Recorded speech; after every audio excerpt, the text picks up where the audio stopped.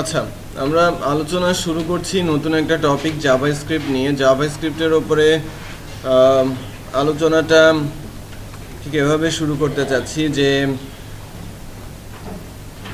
JavaScript বিষয়টা কি, তাই না? শুরুতেই বলছি জাভাস্ক্রিপ্ট ক্লায়েন্ট এন্ডের একটা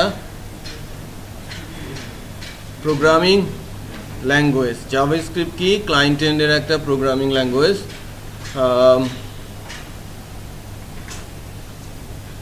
এটাকে আমরা স্ক্রিপ্টিং ল্যাঙ্গুয়েজও বলে থাকি, ক্লায়েন্ট এন্ড স্ক্রিপ্টিং ল্যাঙ্গুয়েজ, যার সার্ভার হিসেবে কাজ করে কে?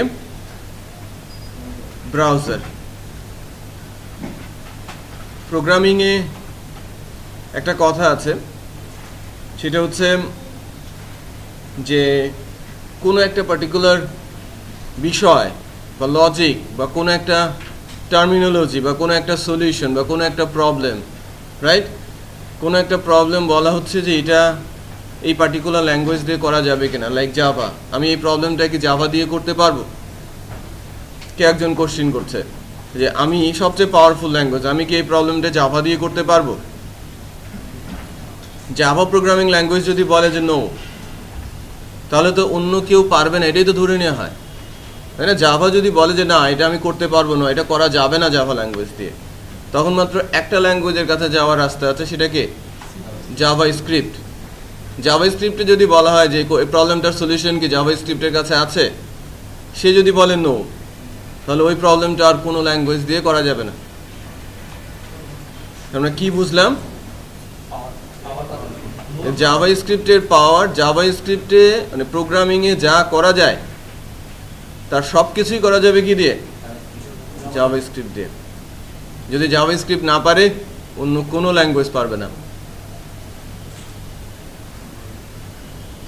কোনো একটা প্রবলেমের কথা বলেছি, ছোট্ট একটা ল্যাঙ্গুয়েজ যাকে দিয়ে অনেক কিছু করে ফেলা সম্ভব, রাইট? এটা আস্তে আস্তে ওয়েবকে ডমিনেট করবে নেক্সট ফিউ ইয়ার্সের মধ্যেই। ওয়েবের পিএসপি বা ওয়েবের সাথে ওয়েবে .NET বা জাভা যারাই কাজ করছে, তাদের কম্পিটিশন বা কম্পিটিটর হিসেবে অলরেডি ইন্ট্রোডিউস হয়ে গেছে কিন্তু নোড.js, অ্যাঙ্গুলার.js, যারা কিন্তু হ্যাভিলি কাজ করছে বা যার ইউজ কিন্তু অনেক বেশি হচ্ছে। বিহাইন্ড ল্যাঙ্গুয়েজ হিসেবে নোড.js বা অ্যাঙ্গুলার.js এর সাথে পিএসপি কাজ করছে, বাট জাভাস্ক্রিপ্ট কিন্তু কন্ট্রোল করছে তাদের, রাইট? সো জাভাস্ক্রিপ্ট ক্লায়েন্ট এন্ডের স্ক্রিপ্টিং ল্যাঙ্গুয়েজ, যার সার্ভার হচ্ছে ব্রাউজার। ল্যাঙ্গুয়েজটা very simple, very straightforward, right? তো এটা পার্শিয়ালি অবজেক্ট ওরিয়েন্টেড ল্যাঙ্গুয়েজ। আমি এখানে অবজেক্ট ওরিয়েন্টেড প্রোগ্রামিংও করতে পারি, কারণ তার ফাংশনগুলো ম্যাক্সিমামই কি ক্লাসের আন্ডারে থাকে। আবার আরেকটা জিনিস যেটা হচ্ছে যে জাভাস্ক্রিপ্ট প্রোগ্রামিং ল্যাঙ্গুয়েজ ইউজ করে আমরা ক্লায়েন্ট এন্ডকে ইন্টারঅ্যাক্টিভ করে থাকি। ইন্টারঅ্যাক্টিভ বলতে বোঝায় যে ক্লায়েন্ট এন্ডটা ইউজারের সাথে ইউজারের যে কোনো ধরনের অ্যাকশনে রেসপন্স করছে। মানে ফ্রন্ট এন্ডটা ভেরি মাচ টকেটিভ, রাইট? যে লাইক আমার ফ্রন্ট এন্ড অলওয়েজ আমার সঙ্গে কি করছে? রেসপন্স করছে। যে লাইক আমি যে ধরনেরই অ্যাকশন এক্সিকিউট করতে যাচ্ছি, ফ্রন্ট এন্ড থেকে সেই রেসপন্সটা আসছে। লাইক আমি কোনো একটা ফর্ম ফিল আপ করছি, ফর্ম ফিল আপ করে সাবমিট বাটনে প্রেস দিয়েছি, কোনো ফিল্ড যদি রিকোয়ার্ড থাকে, যদি সেই ফিল্ডে ভ্যালু না দেয়, আমাকে বলে দিচ্ছে যে ওই ফিল্ডটাতে ভ্যালু নেই, রাইট? টেক্সট স্ক্রল হয়ে চলে যাচ্ছে, কার্সর নিচ্ছি, স্ক্রলিংটা থেমে যাচ্ছে। ইমেজ স্লাইড হচ্ছে, কার্সর নিচ্ছি, স্লাইডারটা থেমে যাচ্ছে। কোনো একটা জায়গাতে ক্লিক করছে, এটা এক্সপান্ড হয়ে যাচ্ছে, ভেতরের টেক্সটগুলো দেখাচ্ছে। আবার ক্লিক করছে, আবার কি হাইড হয়ে যাচ্ছে। আবার আমি ড্রপ ডাউন লিস্ট মেনুতে রাখছি, ড্রপ ডাউন মেনু চলে আসছে, রাইট? এই জায়গাগুলোতে ম্যাক্সিমাম কেসে কি ইউজ হচ্ছে এখন? জাভাস্ক্রিপ্ট। ওকে, জাভাস্ক্রিপ্ট অ্যাকচুয়ালি বয়সটা যদি বলা হয়, এর বয়স প্রায় 1 যুগ মতো হয়েছে, 1 যুগ বা তার চেয়ে কিছুটা বেশি। 13-14 বছর বয়স হয়েছে প্রোগ্রামিং ল্যাঙ্গুয়েজের। Browser specific. এর বড় ডিসঅ্যাডভান্টেজ হচ্ছে এর সিকিউরিটি, রাইট? সিকিউরিটি বলতে যে জাভাস্ক্রিপ্টের সব কিছুই চলে আসে কোথায়? ব্রাউজার এন্ডে, আর আমি ব্রাউজার এন্ডে তার সকল কোডই পেয়ে যাই। এটাকে কোনোভাবেই স্টপ করা সম্ভব না। আবার যদি আরেকটা ডিসঅ্যাডভান্টেজ হচ্ছে, আমার ব্রাউজারে যদি জাভাস্ক্রিপ্টই অফ থাকে, তাহলে আমি যে কাজগুলো জাভাস্ক্রিপ্ট দিয়ে করেছি সেটা আর এক্সিকিউট হবে না। সবচেয়ে বড় এক্সাম্পল যদি আমরা ধরি, যে আমি যদি ব্রাউজারে জাভাস্ক্রিপ্ট অফ করি, আমি ফেসবুক ইউজ করতে পারবো না। আমি যদি জাভাস্ক্রিপ্ট অফ করে জিমেলে যাই, জিমেল ওপেন হবে না বা জিমেলও কাজ করবে না। মানে তারা কতটা জাভাস্ক্রিপ্টের ওপরে ডিপেন্ডেন্ট। আমি একটা এক্সাম্পল দিচ্ছি।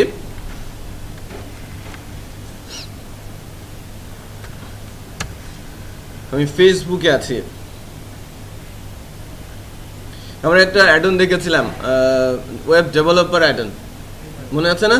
ওয়েব ডেভেলপার অ্যাডন দিয়ে আমরা ওই ইয়ে করেছিলাম। তো ওয়েব ডেভেলপার অ্যাডন দিয়ে ইন্টারনেট তো খুব সুন্দর আসছে, ঠিক না?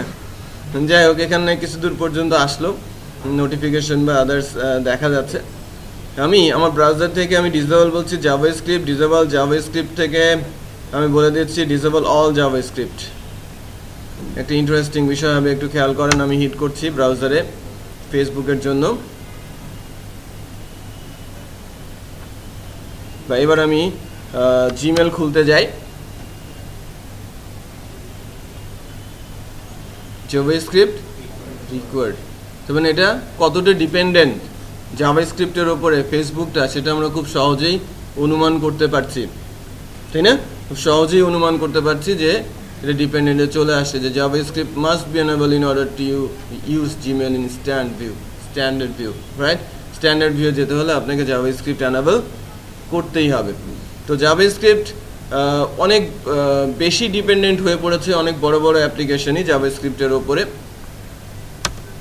তো আমরাও জাভাস্ক্রিপ্ট শিখবো এবং জাভাস্ক্রিপ্টকে শিখে ভালো মতো ইমপ্লিমেন্ট করার চেষ্টা করব। জাভাস্ক্রিপ্টকে টোটালি ফোকাস করা সম্ভব হবে না, বিধায় আমি জাভাস্ক্রিপ্টের যে অংশটুকু বা যতটুকু অংশ আমাদের কোর্সের প্রয়োজনে লাগবে ঠিক ততটুকু অংশেই ফোকাস করব, বা জাভাস্ক্রিপ্টকে মাঝে মাঝে আমরা ইউজ করার চেষ্টা করব। জাভাস্ক্রিপ্টের কিছু বিষয় লাইক jQuery, অ্যাজাক্স ইমপ্লিমেন্টেশন দেখানোর চেষ্টা করব। আর এর জন্য আমাদের সবার আগে যেটা দরকার পড়বে সেটা হচ্ছে জাভাস্ক্রিপ্টের সিনট্যাক্স, রাইট? মজার ব্যাপার হচ্ছে জাভাস্ক্রিপ্টের সিনট্যাক্স অন্যান্য প্রোগ্রামিং ল্যাঙ্গুয়েজের মতোই। আমরা পিএসপি সিনট্যাক্স শিখেছি, প্রোগ্রামিং ল্যাঙ্গুয়েজটা সিনট্যাক্স কি আমরা শিখে ফেলেছি না? সো আমরা খুব সহজেই এখন জাভাস্ক্রিপ্টের সিনট্যাক্স শিখে নিতে পারবো। পিএসপি সিনট্যাক্সের জন্য আমরা 3-4টা ক্লাস ব্যয় করেছিলাম, বাট জাভাস্ক্রিপ্ট সিনট্যাক্সের জন্য আমরা হয়তো আজকের ক্লাসটাই ইউজ করব। সিনট্যাক্সের কথা বলছি, প্রোগ্রামিং বা তার ইউজ অনেকবার হবে, অনেকভাবেই হবে, বাট এর সিনট্যাক্সগুলো ভেরি সিম্পল। পিএসপির সাথে এর 95% সিমিলারিটিস আছে। আমি ডিসসিমিলারিটিস, যেখানে ডিফারেন্স, সেই জায়গাগুলোই আমি উল্লেখ করার চেষ্টা করব। আমি ধরে নিচ্ছি আমরা সবাই পিএসপির বেসিক সিনট্যাক্স জানি, এবং ধরে নিচ্ছি না, আমি এটা যদি কেউ বলে যে আমি জানি না, তাকে বলবো যে এই ক্লাসে যেন আর না আসে। বেসিক সিনট্যাক্স পিএসপি জানি,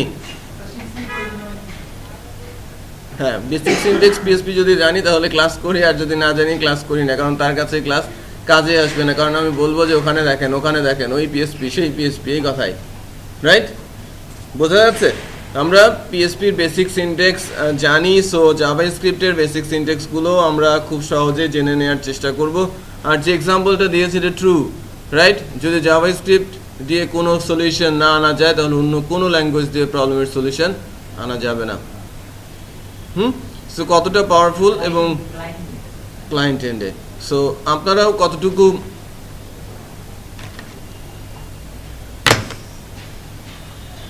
এটা রিমোট বলে বেঁচে গেছে, ডাস্টার হলে বাঁচত না।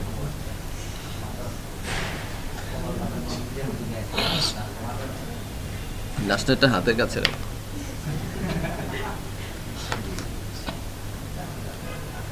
আচ্ছা, তো জাভাস্ক্রিপ্ট যেটা বলছিলাম, যে এখানে মনে করেন এই সাইটটাতে জাভাস্ক্রিপ্টের বেশ কিছু ইউজ আছে, যদিও ইন্টারনেটের স্পিড খুব দারুণভাবে ব্যাহত করছে সব কিছুকে।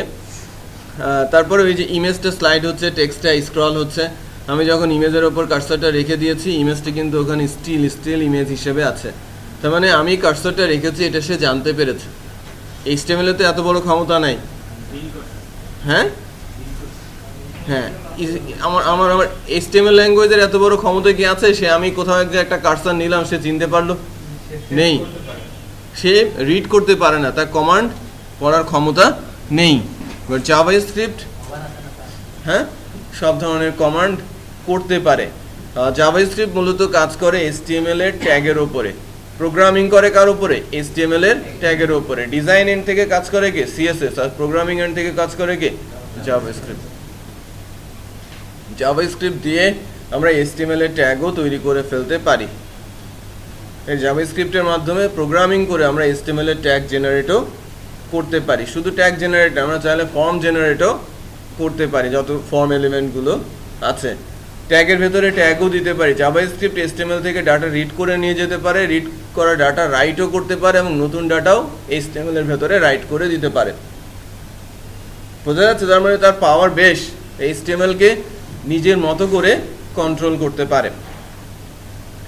ইউজারের এন্ড থেকে যে কমান্ডগুলো নেওয়ার, সেগুলো HTML এর অ্যাট্রিবিউটের মাধ্যমে নেয়। অ্যাট্রিবিউটগুলো অন দিয়ে শুরু হয়।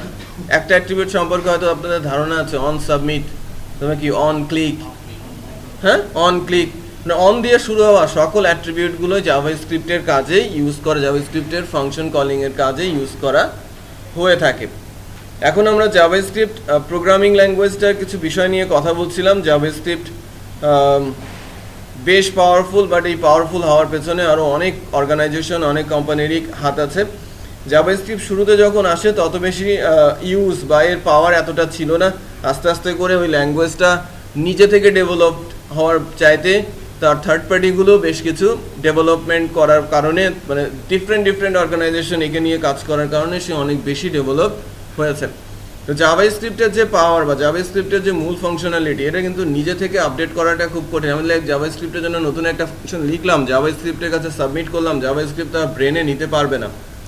অন্যান্য ল্যাঙ্গুয়েজ এরকম নাই, তার কমিউনিটি ফোরাম থেকে যে এত ফাংশন, PHP-তে 1000 ফাংশন পার হয়ে গেছে, এটাকে নিজেরা লিখেছে। PHP-তে যারা এক্সপার্ট, অনেক দিন ধরে কাজ করছে, তাদের ফোরামের যারা অ্যাডমিন, তাদের কাছ থেকে তারা যখন সাবমিট করে বা আপনি যখন নতুন একটা ফাংশন জেনারেট করে PHP-র কাছে সাবমিট করবেন, তারা যাচাই বাছাই করে যদি নেওয়ার মতো হয় নিয়ে নেবে তার লাইব্রেরিতে। বোঝা যাচ্ছে? বাট জাভাস্ক্রিপ্টের সেই ক্ষমতা নেই। কারণ কি? জাভাস্ক্রিপ্ট ডিপেন্ড করছে কোনো একটা ব্রাউজারের ওপরে, থার্ড পার্টি কোনো একটা কোম্পানির ওপরে। যে জাভাস্ক্রিপ্ট নিজে নিজে যদি অনেক বেশি ভারী হয়ে যেত, তাকে কিন্তু ক্যারি করার মতো ক্ষমতা কোনো ব্রাউজারের থাকতো না। তো এই কারণে এই জাভাস্ক্রিপ্ট নিজেই বেশ লাইট ওয়েট এবং তার নিজস্ব ফাংশনালিটি যেগুলো আছে সেগুলো তার জায়গায় এক্সট্রা যদি কোনো কিছু আমাকে ইউজ করতে হয়, এক্সট্রা থার্ড পার্টি ইউজ করেই আমাকে ইউজ করতে হবে। তো জাভাস্ক্রিপ্ট যখন এসেছে তখন থেকে এখন পর্যন্ত জাভাস্ক্রিপ্ট ভার্সন 5 পর্যন্ত রিলিজ হয়েছে বিভিন্ন ব্রাউজারের মধ্যে। বাট জাভাস্ক্রিপ্টের বেশ কিছু ফ্রেমওয়ার্ক চলে এসেছে এখন, এগুলো কিছু কিছু সার্ভার ল্যাঙ্গুয়েজ হিসেবেও কাজ করছে বা সিঙ্গল সার্ভার ল্যাঙ্গুয়েজের পেছনেও কাজ করছে। ক্লায়েন্ট এন্ড এবং সার্ভার ল্যাঙ্গুয়েজের জন্য কম্বাইন্ড একটা ফ্রেমওয়ার্ক হিসেবেও কাজ করছে, লাইক Node.js, AngularJS।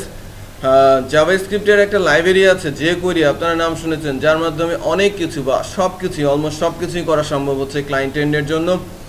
জাভাস্ক্রিপ্টের একটা অ্যাসিনক্রোনাস রিকোয়েস্ট প্রসেস আছে যার নাম কি AJAX, যার মাধ্যমে সাইটকে অনেক বেশি পাওয়ারফুল করে তোলা সম্ভব হচ্ছে।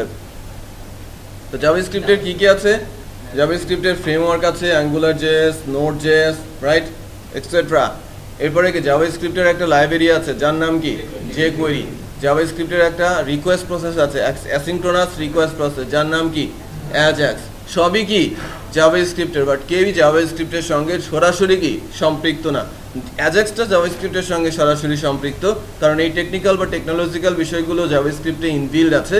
আর jQuery বলেন, Node.js বলেন, AngularJS বলেন, এগুলো সব কি থার্ড পার্টি ইন্টিগ্রেশন আকারে বা ইন্টিগ্রেট করে তাদের সঙ্গে কাজ করতে হয়। আমি বুঝাতে পেরেছি? আচ্ছা, JSON তো রিকোয়েস্ট প্রসেস আর কি, JSONটাও ডিরেক্ট জাভাস্ক্রিপ্ট বলা যাবে না, রিকোয়েস্ট প্রসেস আর কি। হ্যাঁ, ডাটা রিসিভার হিসেবে কাজ করে জাভাস্ক্রিপ্টের, সার্ভার থেকে ডাটা রিসিভ করে সে JSON। তো জাভাস্ক্রিপ্ট যে ল্যাঙ্গুয়েজটা আছে, জাভাস্ক্রিপ্ট ল্যাঙ্গুয়েজের যে টার্মগুলো আমরা জানি, প্রোগ্রামিং এর যে বিষয়গুলো আমরা জানি,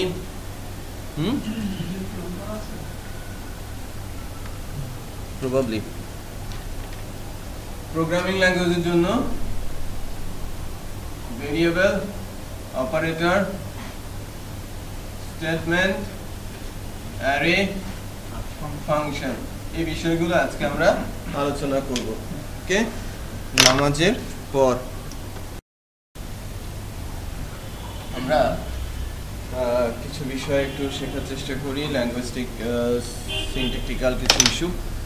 এখানে বেশিক্ষণ সময় আর কি লাগবে না। আমি জাভাস্ক্রিপ্ট জেএস বলছি, জাভাস্ক্রিপ্ট ল্যাঙ্গুয়েজটা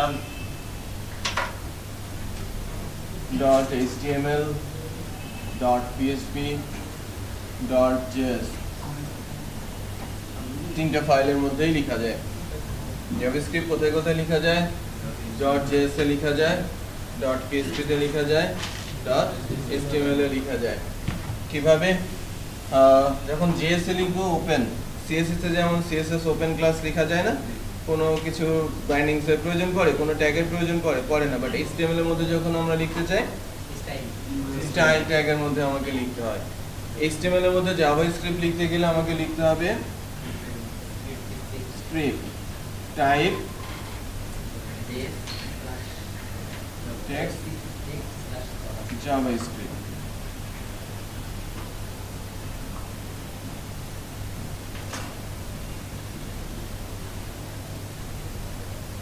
আমার স্ক্রিপ্ট ক্লোজ। তো স্ক্রিপ্ট টাইপটা হচ্ছে আমার টেক্সট স্ল্যাশ জাভাস্ক্রিপ্ট আর স্ক্রিপ্ট ক্লোজ।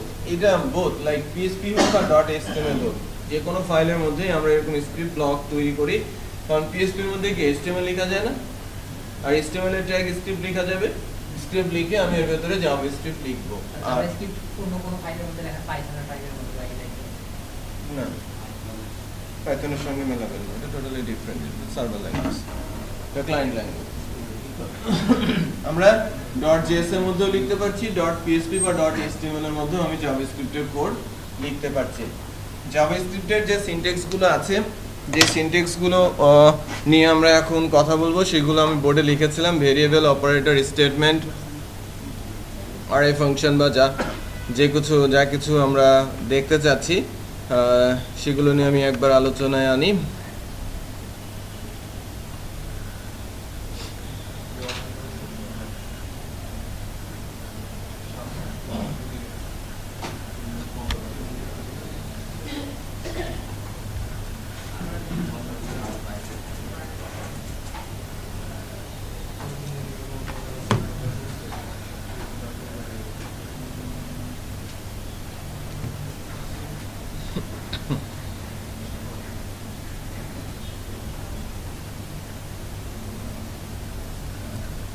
Okay.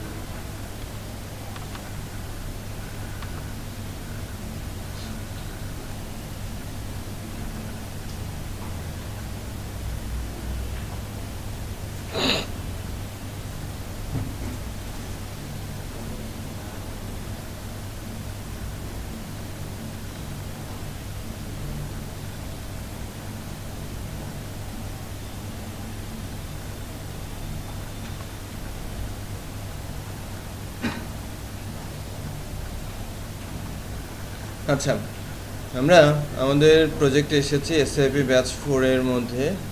কি ব্যাপার, কি খুলে গেল এত বড় ল্যারাভেল? আমাদের ফোল্ডারও কম না, তাই না? আমাদের ফোল্ডারও অনেক বড়। যাই হোক, ডে 4 এর ব্যাচ 4 এর মধ্যে আমি একটা ফোল্ডার অ্যাড করে নিচ্ছি, ডে 20। এর মধ্যে আমি বলছি জাভাস্ক্রিপ্ট এক্সাম্পল, একটা PHP ফাইলে নিয়ে নিচ্ছি।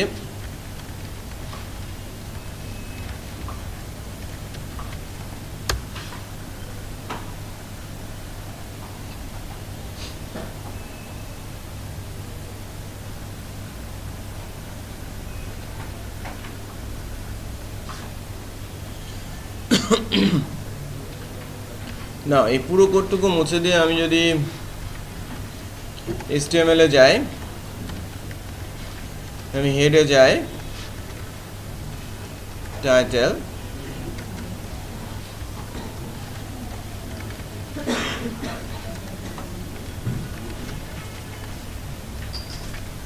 এক্সাম্পলস বডি মনে করেন আমি রিস্ক্রিপ্ট ট্যাগ ওপেন করে ক্লোজ করছি text JavaScript script close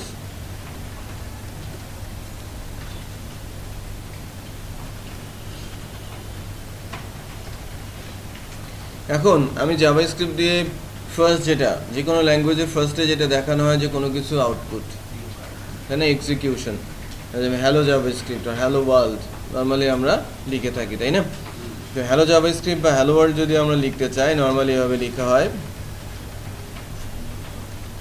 document dot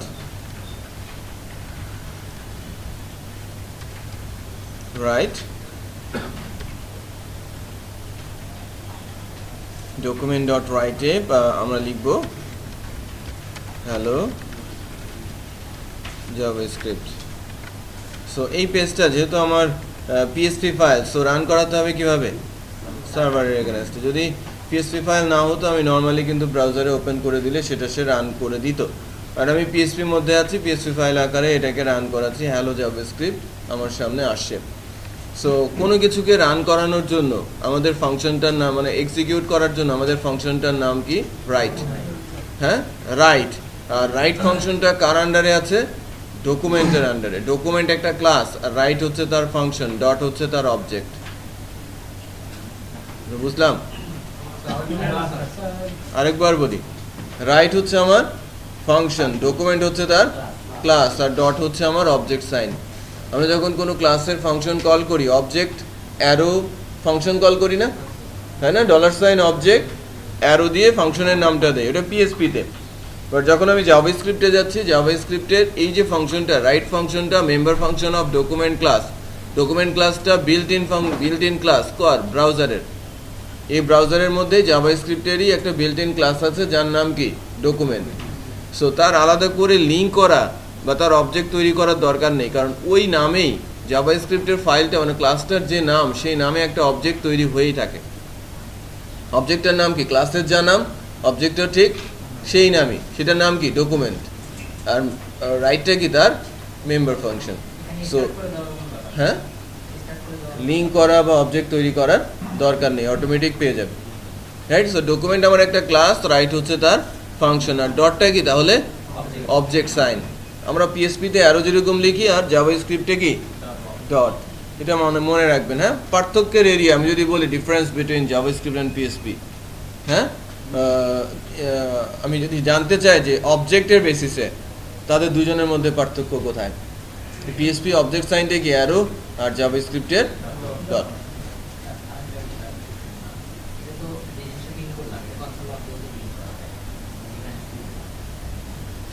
একটা হচ্ছে আমার ওয়েব পেজের ভেতরে এক্সিকিউট হচ্ছে আর একটা কনসোল তো আর ওয়েব পেজে কনসোলের মধ্যে তো আর ওয়েব পেজ এক্সিকিউট হবে না ঠিক আছে আচ্ছা হ্যাঁ আরেকবার বলি আমরা যখন কোনো একটা কিছু আউটপুটে দিতে চাই পিএসপিতে তখন ইউজ করি কি প্রিন্ট একটা কিওয়ার্ড হ্যাঁ প্রিন্ট বা ইকো দুটাই হচ্ছে কিওয়ার্ড যার রাইট সাইডে যা লেখা হবে তা আউটপুটে আসবে স্ট্রিং হোক আর যাই হোক জাভাস্ক্রিপ্টে যদি কোনো কিছু আমি আউটপুটে দিতে চাই রাইট ফাংশনের ভেতরে স্ট্রিং আকারে সেটা লিখতে হয় কারণ রাইট হচ্ছে আমার member function of document class এই কারণে লিখতে হয় ডকুমেন্ট ডট রাইট ডকুমেন্ট হচ্ছে ক্লাসের নাম বা ক্লাসের অবজেক্ট আর ডট হচ্ছে আমার অবজেক্ট সাইন আর রাইট হচ্ছে তার ফাংশন একটু চেক করে দেখি যে ডকুমেন্টের মধ্যে আর কত কিছু আছে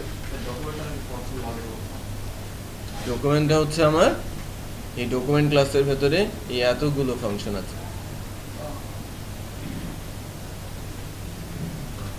ঠিক আছে ডকুমেন্ট যে ক্লাসটা তার ভেতরে এতগুলো ফাংশন আছে এটা বিল্ট ইন ফাংশনালিটি বা তার ফাংশন মানে ফাংশনও আছে কিছু প্রপার্টিও আছে আচ্ছা তো সবচেয়ে বড় ক্লাস কি জাভাস্ক্রিপ্টের সবচেয়ে বড় ক্লাস হচ্ছে এই ডকুমেন্ট ক্লাস আচ্ছা কোনো কিছু আউটপুটে দেখার জন্য আমরা এভাবে লিখে থাকি এবং জাভাস্ক্রিপ্টের ভেরিয়েবল কনসেপ্টে যাচ্ছি ভেরিয়েবলের সংজ্ঞা আমরা সবাই জানি কি বলেন তো মেমোরি লোকেশনের নাম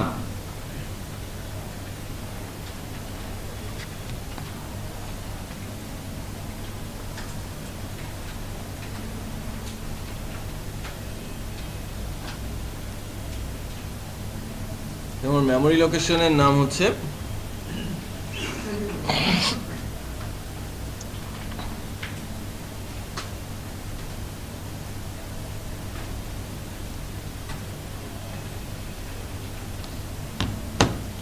জাভাস্ক্রিপ্ট। তো জাভাস্ক্রিপ্টের কোনো একটা ভেরিয়েবলকে যদি ডিক্লেয়ার করতে হয়, এভাবে ডিক্লেয়ার করতে হয় var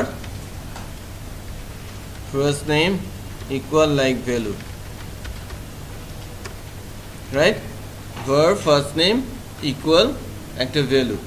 সো ফার্স্ট নেমটা কি আমার ভেরিয়েবল নেম, আর var হচ্ছে তার সামনে একটা কিওয়ার্ড বা সাইন। পিএসপিতে যেরকম আমরা ইউজ করতাম কি ডলার সাইন, জাভাস্ক্রিপ্ট ইউজ করছে কি var স্পেস। বাট var লেখাটা অলওয়েজ ম্যান্ডেটরি রুলস না, var লেখাটা অলওয়েজ কি ম্যান্ডেটরি না। আমাকে যখন ইউজ করতে যাব ভেরিয়েবলটা শুধু ফার্স্ট নেম লিখলেই চলবে। যখন আমি ডিক্লেয়ার করব তখন var লেখাটা প্র্যাকটিস করতে হবে, স্ট্যান্ডার্ড ম্যান্ডেটরি রুলস না। বাট যখন এই ভেরিয়েবলটার ইউজ হবে তখন শুধু ভেরিয়েবলের নামটুকুই আমাকে লিখতে হবে। সো ফার্স্ট রুলস পার্থক্য দেখা গেল, ওখানে ডলার সাইন ছিল, এখানে কি আছে var স্পেস।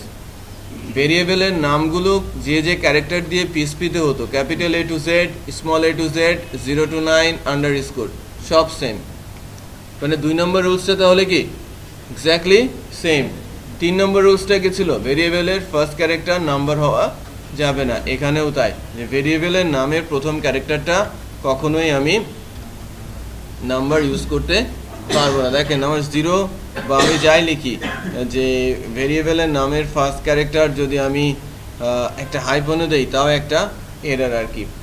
এররটা আমরা কিভাবে দেখব, আমি যদি এটাকে রিলোড দেই আউটপুট দেখা যাচ্ছে না। জাভাস্ক্রিপ্টে এরর হলে কোনো আউটপুট আসে না, আর জাভাস্ক্রিপ্টের এরর দেখা যায় এরর কনসোল থেকে। টুলস থেকে যদি আমি এরর কনসোলে যাই, এই এররটা আমি ক্লিয়ার করে দিয়ে এই পেজটাকে যদি রিলোড করি এবং এবার যদি আমি এরর কনসোলে যাই, দেখতে পাবো এই যে এখানে পয়েন্ট আউট করে দিয়েছে মিসিং ভেরিয়েবল নেম। যে ভেরিয়েবল নেমই পাচ্ছে না, মানে ভেরিয়েবল অ্যাবনর্মাল একটা কেস হিসেবে সেটাকে দেখাচ্ছে। আমি যদি আমার ভেরিয়েবলের নামের সামনে কোনো একটা নাম্বার দেই, স্টিল সে একই সিনারিওই শো করছে। আমাকে বলছে এই যে আমাকে বলছে সিনট্যাক্স এরর, আইডেন্টিফায়ার সেট, ঠিক আছে, sets immediately after numeric literal. So আমি ফার্স্টে নিউমেরিক ভ্যালু দিতে পারবো না, বাট সেকেন্ড পজিশন থেকে আমি নিউমেরিক ভ্যালু দিতে পারবো। সো আমাদের এই বিষয়গুলো খেয়াল রাখতে হবে, যে 3টা রুলস আছে, সেই 3টা রুলস আমরা খেয়াল রাখবো। ফার্স্ট রুলসটা কি, ভেরিয়েবলের নামের সঙ্গে var লেখাটা স্ট্যান্ডার্ড, এটা রুলস না, var লেখাটা কি স্ট্যান্ডার্ড প্র্যাকটিস। যখন ডিক্লেয়ার করবেন ভেরিয়েবলটা, যখন ভ্যালু অ্যাসাইন করবেন বা ভেরিয়েবলটা ইউজ করবেন, তখন কিন্তু var লেখাটা জরুরি না। তাহলে 3টা রুলস আমরা যে জানলাম, যে var ভেরিয়েবল নেম লিখতে হয়, ভ্যালু অ্যাসাইন করার জন্য নর্মাল রুলস, ভেরিয়েবলের ক্যারেক্টারগুলো capital A to Z, small a to Z, 0 to 9 আর আন্ডারস্কোর। আর 3 নম্বর রুলসটা কি, ভেরিয়েবল নামের ফার্স্ট ক্যারেক্টারটা নাম্বার হওয়া যাবে না। ভেরিয়েবলের স্ট্যান্ডার্ড রুলস কি, মিনিংফুল নেম হতে হবে, রিডেবল নেম হতে হবে।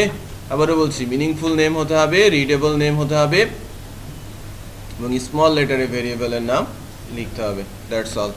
সো ভেরিয়েবল সম্পর্কে আর কারো কোনো কোশ্চিন আছে? নেই। সো আমি যদি এখানে আবার বলি var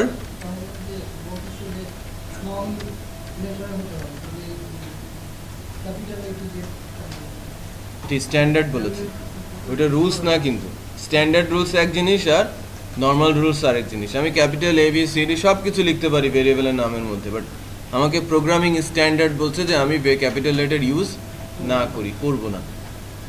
স্ট্যান্ডার্ড আর রুলসের মধ্যে পার্থক্য আছে। যে কাজটাকে সবার জন্য কি করা হয়, একটা এক্সাম্পল হিসেবে সেট করা হয়, সেটাকে বলা হয় কি স্ট্যান্ডার্ড। বাট ওই কাজটাকে তো আরও অনেকভাবেই করা যায়, তাই না?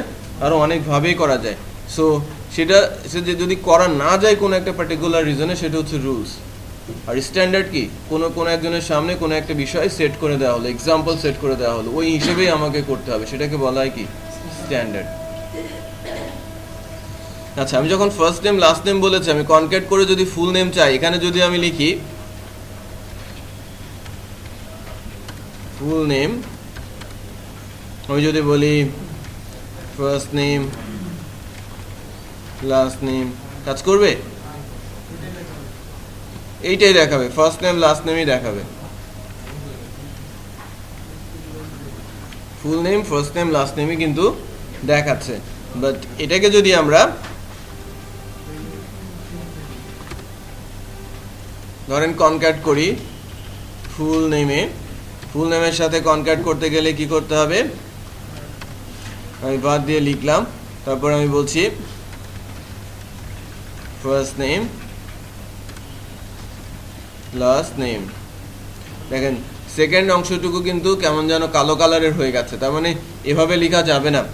জাভাস্ক্রিপ্টে দুটো ভেরিয়েবলকে যদি আমাকে পাশাপাশি লিখতে হয়, দুটো ভেরিয়েবলকে পাশাপাশি লিখতে গেলে আমাকে প্লাস সাইন ইউজ করতে হবে।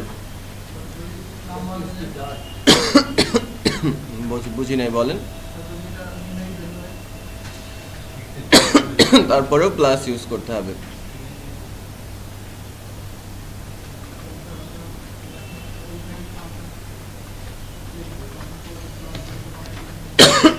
বুঝি নাই, আবার বলেন।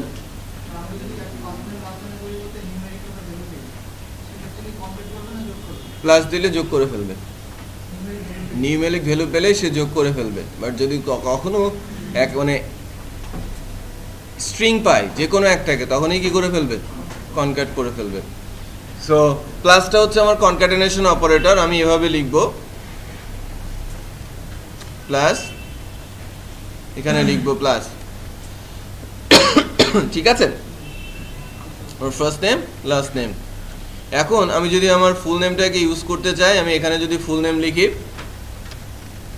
তারপরেও কি ভুল হচ্ছে, আমাকে কি করতে হবে? স্ট্রিং এর সাথে ভেরিয়েবল যদি ইউজ করতে চাই আমাকে প্লাস সাইন দিতে হবে, কনক্যাটেনেশন অপারেটর।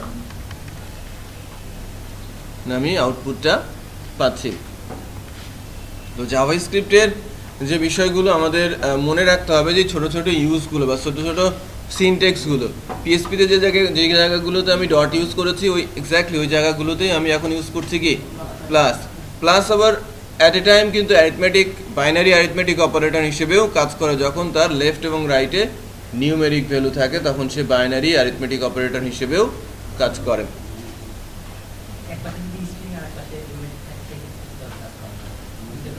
দুটো কনক্যাট হয়ে যাবে। হ্যাঁ, কোথায়?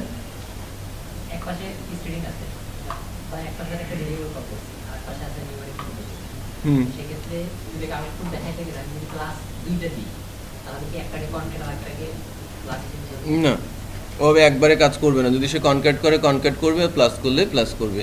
ভেরিয়েবলটাকে যদি দেখে সে ভ্যালু, রাইট? কারণ যদি সে দুইটা প্লাস দেন, আপনার দুইটা প্লাস দেওয়ার তো লজিক থাকতে হবে। আমি কি এখানে দুইটা প্লাস ইউজ করতে পারি? একটা ভেরিয়েবলের ভ্যালু যদি স্ট্রিং থাকে, আমার তো সেটাকে প্লাস করার দরকার নেই, কারণ আমি ভেরিয়েবলকে কি স্ট্রিং আকারে লিখেছি। আমি তো জানি না ভেরিয়েবলের মধ্যে কি আছে। সো ভেরিয়েবল আর ভেরিয়েবল পাশাপাশি লিখলে আমি প্লাস সাইনই ইউজ করব।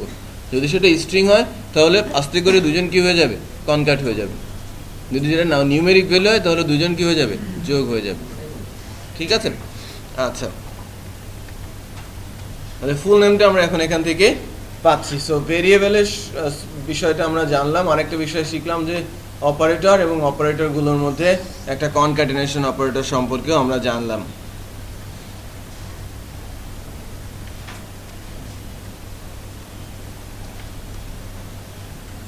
এখন আমরা অপারেটর সেগমেন্টে যাচ্ছি।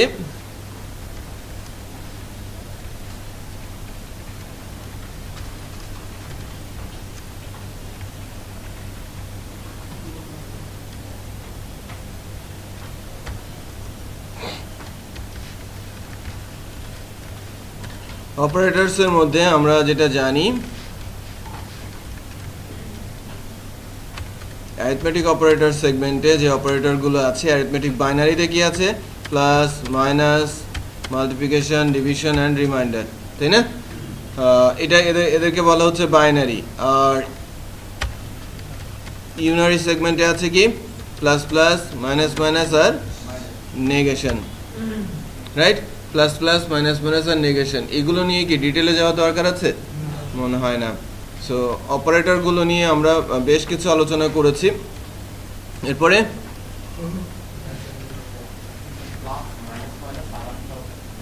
নেগেশন। আচ্ছা, অ্যাসাইনমেন্ট অপারেটর ভিতরে equal, plus equal, minus equal, multiplication equal, division equal, reminder, reminder equal. এখানে ডট ইকুয়াল বলে কোনো কিছু নেই। ডট ইকুয়াল কি করতো? পিএসপিতে কনক্যাট করে পাশাপাশি রাখতো না? এই কাজটা কে করে দিচ্ছে? Plus equal. Plus equal concat করেও পাশে রাখবে, আবার যোগ করেও পাশে রাখতে পারে। যদি কনক্যাট করে রাখে তার মানে কি, আমার অপারেটর দুইটা বা যে কোনো একটা ভেরিয়েবল কি বলে স্ট্রিং, আর যদি দুটা নিউমেরিক ভ্যালু হয় তখন কি যোগ করে লেফট সাইডে রাখবে। বোঝা যাচ্ছে? কনফিউজড?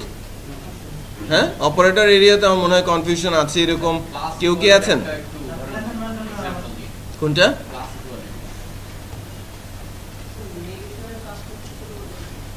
সাইনটাকে চেঞ্জ করে দেওয়া। নেগেশনের কাজ ছিল কি? সাইনটাকে চেঞ্জ করে দেওয়া।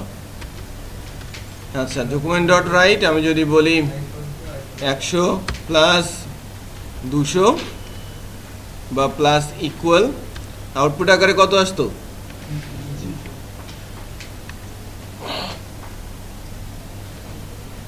স্ক্রিপ্ট ট্যাগের মধ্যে আছে এরকম লেখাগুলো, এরকম আসছে কেন?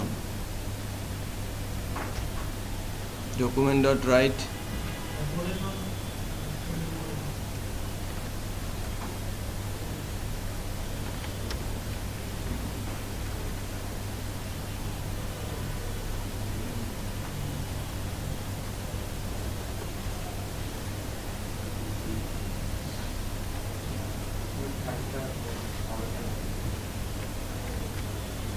স্টিল প্রবলেমের মধ্যে আছে।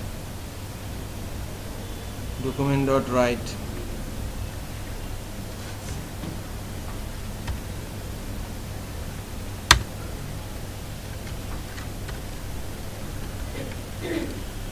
আগে এটা দেখাই, উপরেরটাকে বন্ধ করে রাখি। ঠিক আছে, 300 তাই না?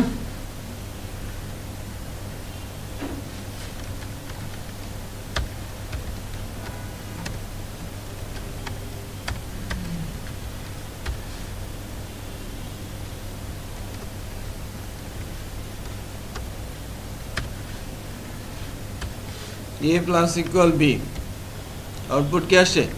300। আউটপুট কত আসবে?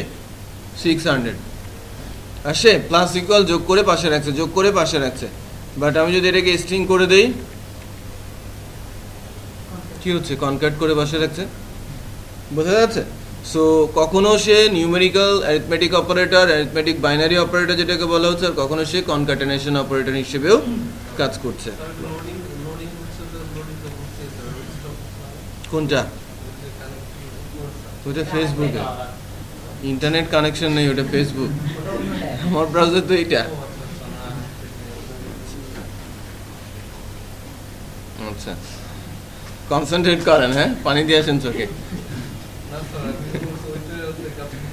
আচ্ছা আচ্ছা, যাই হোক, আমরা assignment operator, arithmetic operator, binary operator এগুলো সম্পর্কে শিখলাম।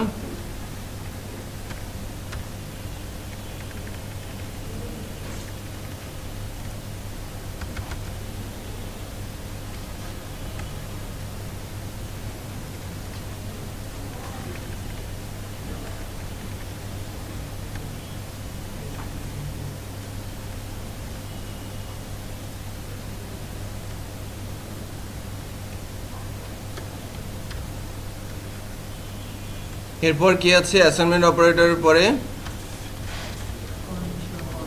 Conditional operator. Conditional operator straight forward, greater, greater equal, greater equal, less than, less equal, equal equal, not equal, triple equal, not double equal.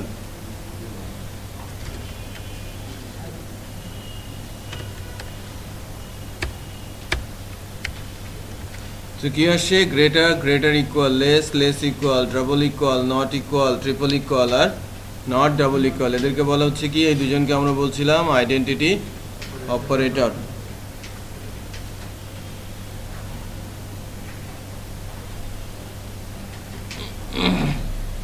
Not equal, double equal, less equal, less than, greater equal and greater than.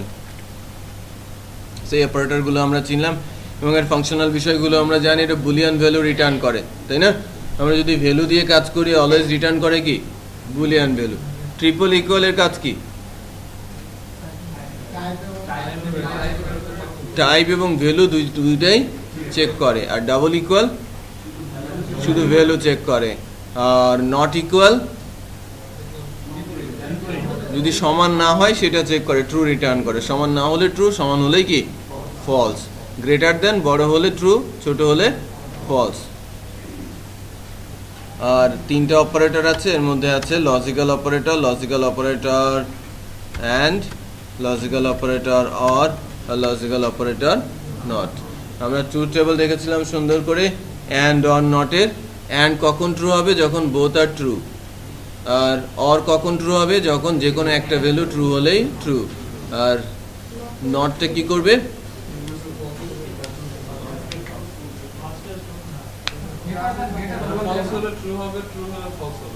Right, not ট্রুকে false করে। হ্যাঁ, greater, এগুলো এক একটা করে operator. আমি greater and greater equal বলছি, যদি বড় হয় তাহলে ট্রু হবে, সমান হলেও ট্রু হবে। বড় বা সমান হলে ট্রু। পিএসপিতেও ছিল, পিএসপিতেও গ্রেটার গ্রেটার ইকুয়াল ছিল, লেস ইকুয়াল ছিল। ভুলে গেছেন? আমরা লুপের সময় ইউজ করছি না greater equal? For loop, while loop, do while loop use করেছি না? গ্রেটার ইকুয়াল ইউজ করেছি তো, লেস ইকুয়াল ইউজ করেছি তো। বোঝা যাচ্ছে? আপনি সম্ভবত ভুলে গেছেন। অ্যান্ড অর নট তো বোঝা যাচ্ছে, তাই না? আমরা অপারেটর সম্পর্কে জানলাম। এরপরে অ্যারে। অ্যারেতে অ্যারের সংজ্ঞা কি একটু বলেন?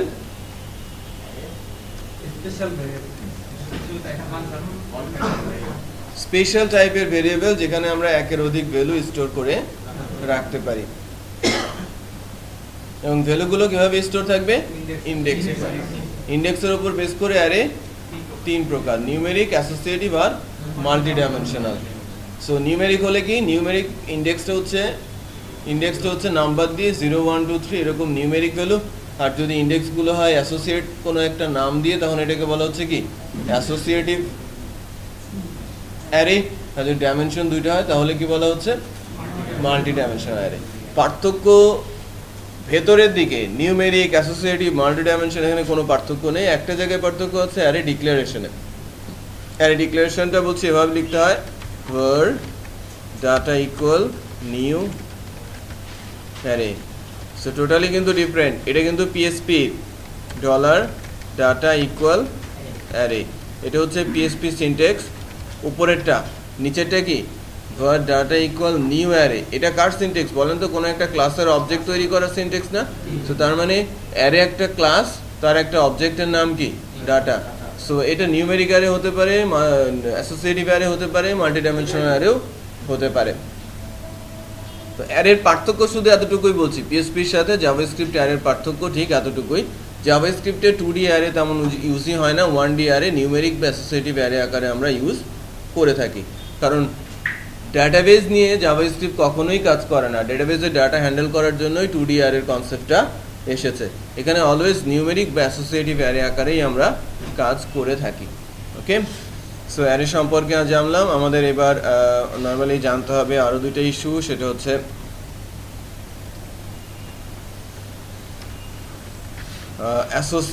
কি যেন অ্যাসাইন স্টেটমেন্টস, তাই না?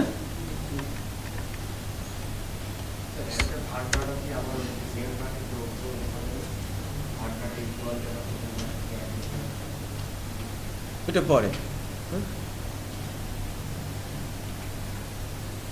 আচ্ছা, এখন আমরা যেটা করব সেটা হচ্ছে এরকম যে স্টেটমেন্ট, 8 ধরনের স্টেটমেন্ট আছে। এর মধ্যে আমরা প্রথমে শিখেছিলাম ইফ, তারপরে কি শিখেছিলাম? ইফ, মনে আছে? আর এগুলোকে বলা হতো কি? Conditional statement. If else if আর সুইচ, এদেরকে বলা হচ্ছে conditional statement.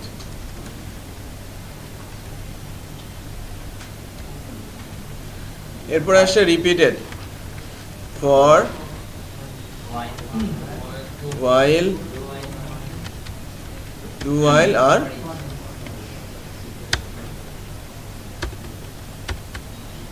for in। for each নামে কোনো অ্যারে মানে কোনো স্টেটমেন্ট জাভাস্ক্রিপ্টে নেই। সো সিমিলারিটিস কোনগুলোতে? উপরের 7টাতে কোনো চেঞ্জ নেই, একেবারে 19-20ও নেই, 20-20, হ্যাঁ 20-20। যে আমি ইফের সিনট্যাক্স ইফ এলস বা ইফ এলস ইফ আর সুইচ যেভাবে ইউজ করছি পিএসপিতে, জাভাস্ক্রিপ্টেও তাই। ফর, হোয়াইল, ডু হোয়াইল সব সেম, পার্থক্য শুধু কোথায়? ফর ইচ বলে কোনো কিছু নেই, ফর ইন আছে।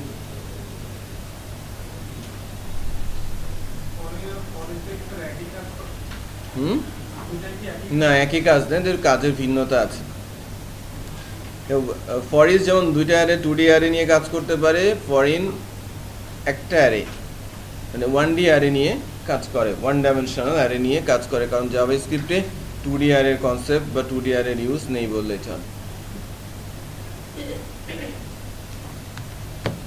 আচ্ছা, ফর ইন লুপের এক্সাম্পল আমি দিব, তার আগে আরেকটা টপিক যেটা আছে ফাংশন। ফাংশন সম্পর্কে আমাদের তেমন কোনো কোশ্চিন থাকার কথা না, কারণ আমরা অনেকগুলো ফাংশন এক্সাম্পল দেখেছি, তাই না? ফাংশন সম্পর্কে কথাও বলেছি, বাট জাভাস্ক্রিপ্টের ফাংশন দুইভাবে কল করা যায়, তার উপরে এখন আলোচনা শুরু করব। ঠিক আছে? ফরিন লুপ, ফরিন যে আমার অ্যারে স্টেটমেন্টটা রয়েছে সেটার এক্সাম্পলটা আমরা দেখার চেষ্টা করব।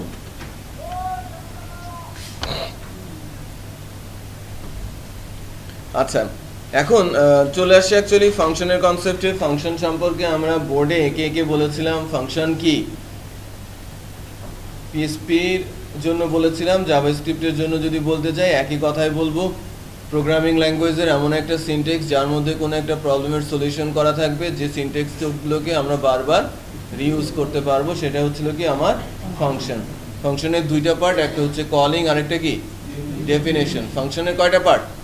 2টা, কলিং আর ডেফিনেশন। আমি কল করছি অ্যাড, ডেফিনেশন দিচ্ছি,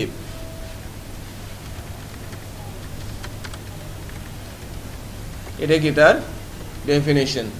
যখন আমি কল করছি এবং আমি ডেফিনেশন দিচ্ছি তখন এটাকে বলা হচ্ছে কি ইউজার ডিফাইন্ড ফাংশন। বাট এবার যদি অ্যালার্ট আমি বলেছি 1, আমি লোড করি, আমাকে অ্যালার্ট করছে, এটা প্রম্পট চলে আসছে না? অ্যালার্ট এটা জাভাস্ক্রিপ্টের built in function. Number, confirm এগুলো জাভাস্ক্রিপ্টের কি built in function. Like write জাভাস্ক্রিপ্টের একটা built in function. Get element by ID, get element by name, এগুলোকে বলা হচ্ছে কি জাভাস্ক্রিপ্টের built in function. So built in ফাংশনগুলো কি করবে? বিল্ট ইন ফাংশনগুলো ডেফিনেশন কোথায় আছে? তা ব্রেনে, জাভাস্ক্রিপ্টের সার্ভারের মধ্যেই বিল্ট ইন ফাংশনগুলো ডেফিনেশন আছে। বাট আমি যখন কাজ করব জাভাস্ক্রিপ্ট নিয়ে, জাভাস্ক্রিপ্টের বিল্ট ইন ফাংশনগুলো বা জাভাস্ক্রিপ্টের ইউজার ডিফাইন ফাংশনগুলো নর্মাল কলও করা যায়, আবার ইভেন্ট অ্যাট্রিবিউটের থ্রুতেও কল করা যায়। আচ্ছা, এটা তো গেল বিল্ট ইন ফাংশনের কনসেপ্ট। আমরা ইউজার ডিফাইন ফাংশন একটু দেখি, ওই কনসেপ্টটা আমার সেম। আমি যদি বলি এরকম var z equal 100 plus 200,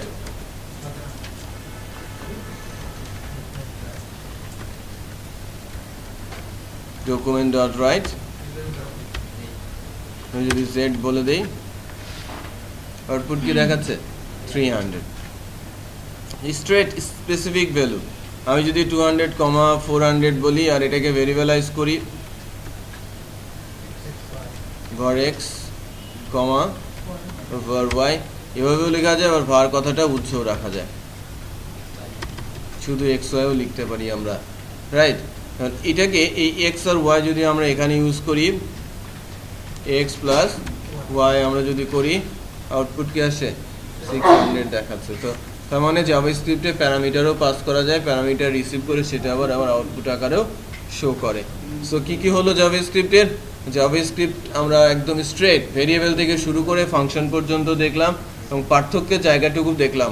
জাভাস্ক্রিপ্টের যে ফাংশনগুলো আছে, মনে করেন জাভাস্ক্রিপ্টের এই ফাংশন তো একভাবে কল করা যায়, সেকেন্ড আর একটা ওয়ে আছে, সেই ওয়েটা আমি একটু দেখাচ্ছি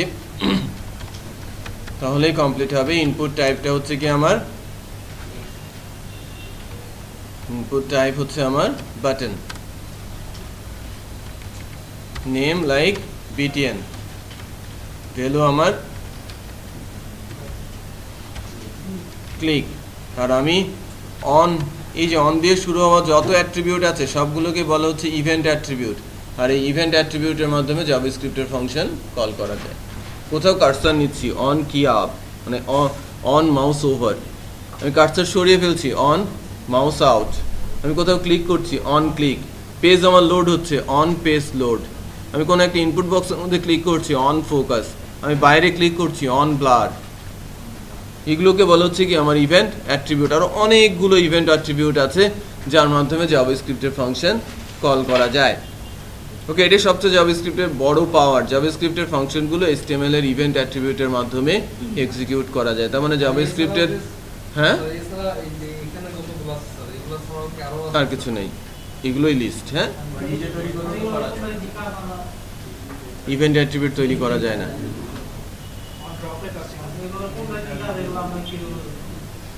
ম্যাক্সিমাম যেগুলো ইম্পর্টেন্ট সেগুলো ইউজ করবো আমরা, ঠিক আছে, আর বাকিগুলো আমাদের প্র্যাকটিস করতে হবে, ওয়েবসাইটে গিয়ে হ্যাঁ গুগলে গিয়ে আমাদের প্র্যাকটিস করতে হবে। আর যেগুলো কমন টাইপের, যেগুলো ইউজ না শিখলেই নয়, সেগুলো ইউজ তো আমরা শিখেই যাব, রাইট। এখন যেমন শিখছি অন ক্লিক, আমি অন ক্লিকে অ্যাড ফাংশনটা কল করছি, প্যারামিটার আকারে আমি পাঠিয়ে দিচ্ছি 400 500। সো আমার এই অ্যাড ফাংশনটা কিন্তু তখনই কল হবে যখন আমি বাটনটার উপরে প্রেস করব।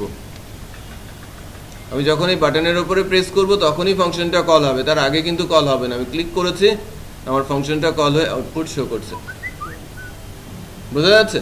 So 900। So event attribute on ক্লিকের আমরা ইউজ দেখলাম, ক্লিক করলাম ফাংশন কল হয়েছে। আমি যদি বলি আরেকটা event attribute on mouse up,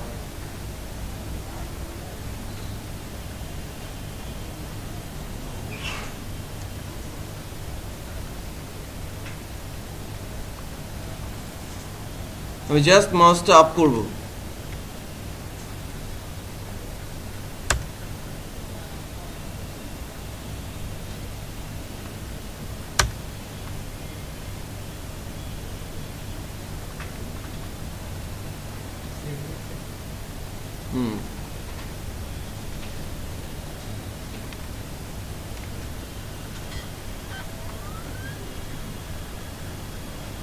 on ক্লিকেই কাজ করছে, মাউস আপটা সেভ হয় না কেন?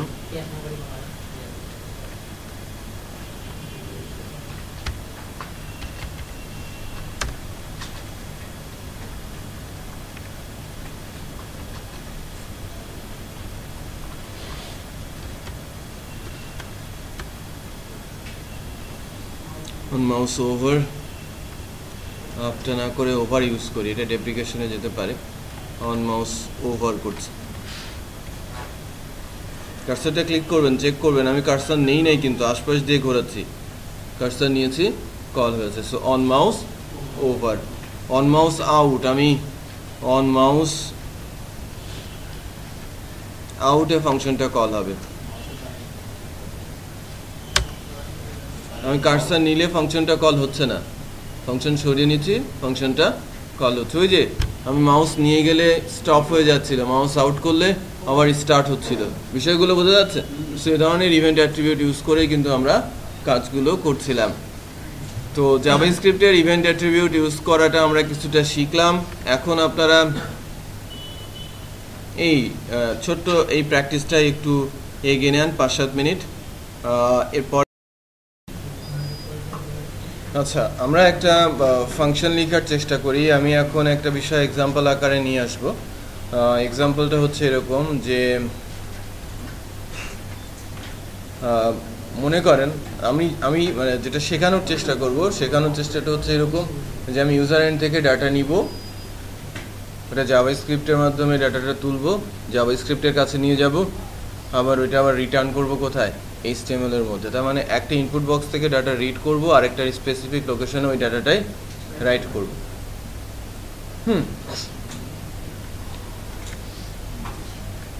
বা আমি যে কাজটা করতে পারি প্রাথমিকভাবে এটা একটু করি।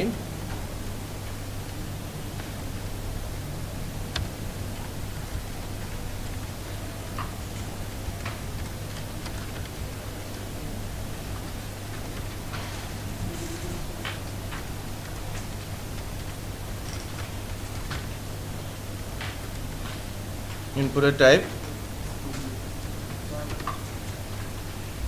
Text,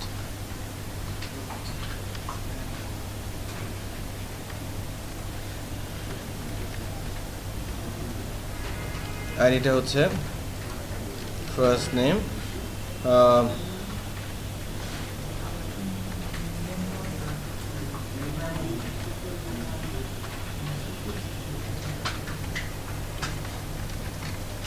last name,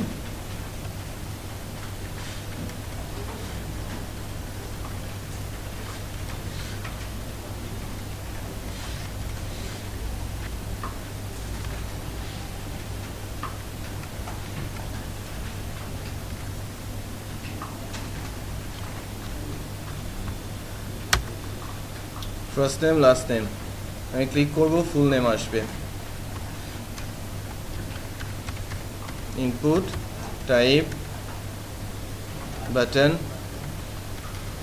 name btn value click on click make full name. ফাংশনটার নাম কি? Make full name, right? আচ্ছা, তার পাশেই আমি বলছি স্প্যান ফুল নেম,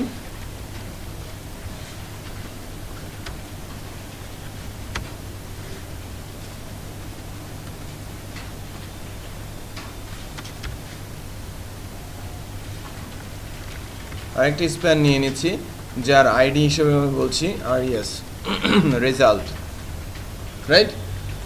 আমার টার্গেটটা হচ্ছে এরকম যে ফার্স্ট নেম লাস্ট নেম দিব, ফুল নেমটা এখানে চলে আসবে। জাভাস্ক্রিপ্ট এই কাজটা করার জন্য প্রথমেই ডাটা এই দুইটা ইনপুট বক্স থেকে তুলে নেবে, তুলে নিয়ে কনক্যাট করবে, কনক্যাট করার পর এই জায়গায় বসিয়ে দেবে। আমার ফাংশনটার নাম হচ্ছে কি মেক ফুল নেম। তো ফাংশনটা ডেফিনেশন আমি দিচ্ছি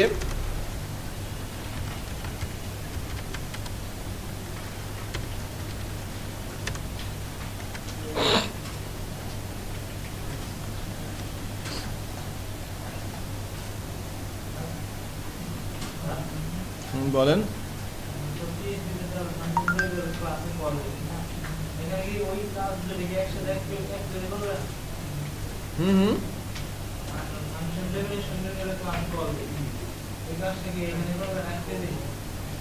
হ্যাঁ, এক পেজে করবো।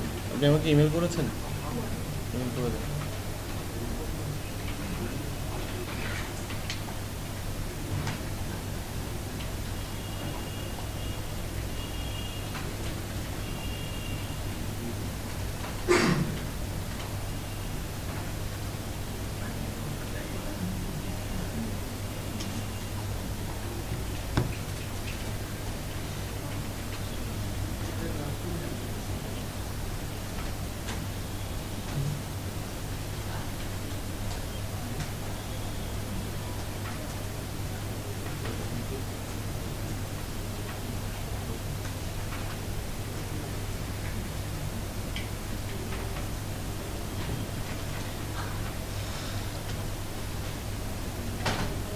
দেখেন কিভাবে ডাটাটা রিড করছি। ফার্স্ট নেম ইনপুট বক্স থেকে ডাটাটা রিড করার জন্য তার আইডিটা আমার জানা জরুরি, এভাবে লিখতে হয়। আইডি দিয়ে, জাভাস্ক্রিপ্ট আইডি দিয়ে চিনবে, কারণ ফাংশনটা হচ্ছে get document by ID. So আমি এভাবে লিখছি document dot get element by ID. তো এলিমেন্টটার নাম কি? First underscore name dot value, তার ইনপুট বক্সের ভেতরে যা আছে, ঠিক আছে? Document dot get element by ID, আইডিটার নাম কি? ফার্স্ট নেম ডট ভ্যালু, এখানে যা পাবে তা নিয়ে চলে আসবে কোথায়? ফার্স্ট নেম লোকেশনে। আমি এটাকে যদি অ্যালার্ট করি ফার্স্ট নেম, তাহলে কি হয় একটু দেখি। আমি এখানে শাইন লিখে ক্লিক করেছি, অ্যালার্টে কি শাইন চলে আসছে না? তার মানে ফার্স্ট নেমটা আমি রিড করতে পেরেছি। সিমিলারভাবে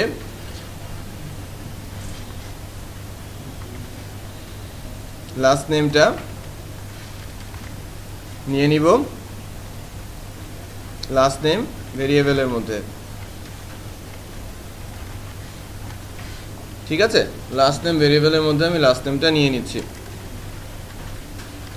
এবার আমি বলছি ফুল নেম। ফুল নেমটা কিভাবে করব?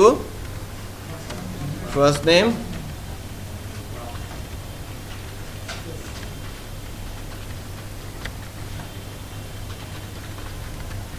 Last name, first name last নেমকে কনক্যাট করে ফুল নেম বানালাম।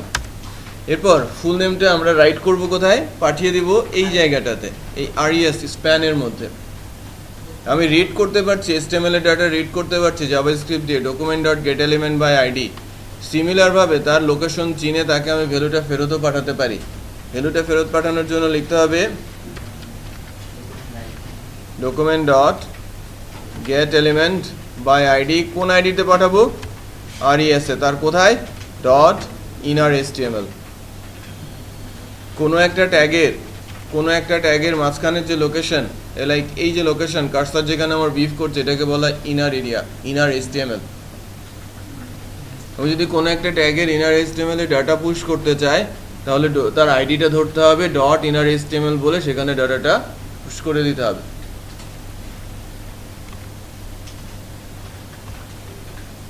সেটাই করার চেষ্টা করছি। উপরের দিকে লেখা আছে RES dot inner HTML equal কি পাস হবে? Full name. এবার একটু চেক করি যে আমার কাজটা করেছে কিনা। শাহিল আলম, ক্লিক, শাহিলটাকে রিড করছে, অ্যালার্টও করছে, লোড দেওয়া হয় না।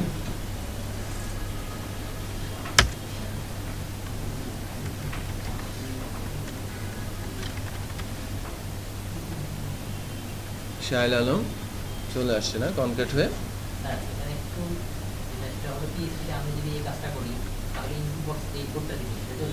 কারণ এটা সাবমিট হয়ে যায়, আর এটাতে সাবমিট হচ্ছে না। আমার ইউআরএল কে চেঞ্জ হচ্ছে, কোনো লোডিং সাইন দেখাচ্ছে, কোনো কিছুই হচ্ছে না।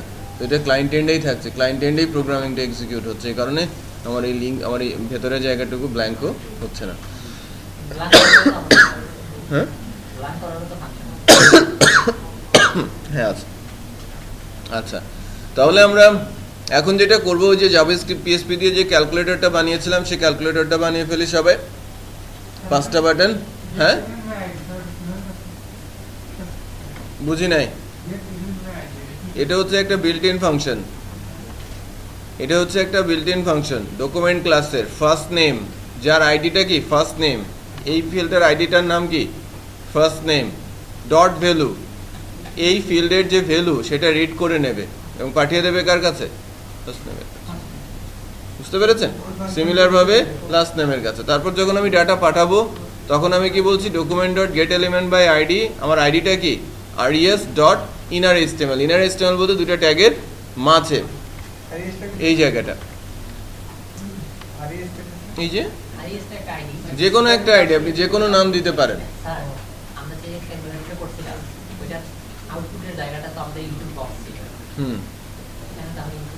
এটা ইনপুট বক্স না দিয়ে যে কোনো একটা ফিল্ড দিয়ে দেন। আমরা ইনপুট বক্স ছিল না, ভিন্ন একটা ফিল্ড ছিল, জাস্ট একটা টিডির মধ্যে ছিল। আপনার নামও দিতে পারেন, আইডি হচ্ছে যে ফাংশনটার নাম কি, document dot get element by কি আইডি, এই জন্য আইডি। বুঝতে পেরেছেন? এই আইডি চিনে তারপরে ডাটাটা রাইট করবে, এই আইডি চিনে এখান থেকে ডাটাটা তুলে নিয়ে যাবে। ওকে হাবিব, পেন ড্রাইভটা নিয়ে আসেন। অ্যাকচুয়ালি কোনো একটা কিছু HTML এ লিখতে গেলে কোনো একটা ট্যাগের আন্ডারে দিতে হয়। স্প্যান এমন একটা HTML এর ট্যাগ, আপনি যে কোনো কাজে তাকে ইউজ করতে পারেন।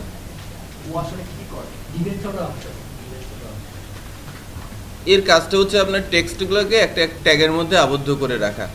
আমি যদি এটাকে স্প্যান আন্ডারে না রাখতাম, আমি কি কোথাও মেনশন করতে পারতাম যে এখানে রেজাল্টটা যাবে? পসিবল, বাট স্প্যানটাকে ভেরি সিম্পল ট্যাগ, নর্মাল একটা HTML এর ট্যাগ যার এক্সট্রা কোনো বিহেভিয়ার নেই, যেমন ডিভ। তাকে আপনি লেভেলের জন্য, টেক্সট ইমপ্লিমেন্টেশনের জন্য ইউজ করতে পারেন। ডিভ একটা বড় ট্যাগ, সব জায়গায় ডিভের ইউজ করাটাও ওয়াইজ না। ঠিক আছে, আমি এই ট্যাগটা মানে এই এক্সাম্পল ফাইলটা আর ভিডিওটা দিয়ে দিচ্ছি J20-তে, বাট ক্যালকুলেটরটা বানিয়ে যাবেন।